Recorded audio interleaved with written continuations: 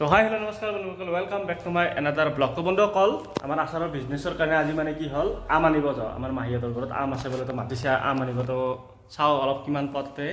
তো ঘৰতো অলৰেডি আছে, সেইখিনি কাটিব লাগিব। আহি মানে কাটিম, কিন্তু প্ৰথমতে চাওঁ আৰু যদি অলপ পাওঁ বেছিকৈ, কমো মানে 20 কেজিমান আমৰ মাথা মাৰিছোঁ, যাতে তাৰ পৰা আচাৰ ওলাই কিবা 10 কেজিমান আচাৰ ওলাব আৰু।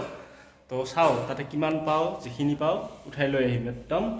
তো এতিয়া স্কুটি লৈ যাম, আজি বাইক লৈ নাযাওঁ, স্কুটি লৈ যাম যাতে আনিবৰ কাৰণে সুবিধা হয়। তো ভাবামতে আম নাপালোঁ, এইখিনিয়ে পালোঁ। হ'ব, এইখিনি লৈ যাওঁ, ঘৰত আৰু আছে। The next day.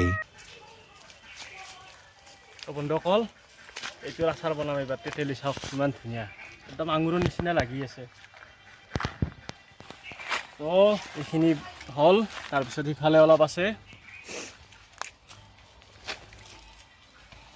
ইফালে আছে নতুনকৈ আমৰ আচাৰ বনাম, সেইকাৰণে এইখিনি ৰ'দত মেলি দিয়া হৈছে। আমাৰ এইটো বাবুজনে চাফা কৰি আছে আমখিনি। এতিয়া এই আমখিনি ধুনীয়াকৈ ধুই লোৱা হ'ল। এতিয়া শুকোৱাৰ পিছত মানে আমখিনি কাটিব লাগিব।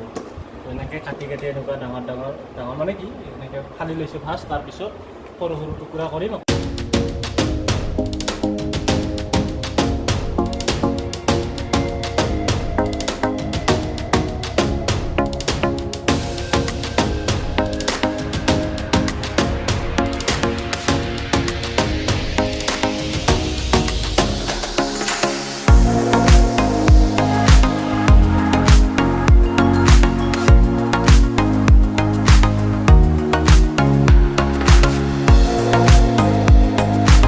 অকল চাব পাৰে, এয়া বৰ্তমান আম কাটি ধুনীয়াকৈ মিক্স কৰা হৈছে। ইয়াত আমাৰ মায়ে মিক্স কৰি আছে।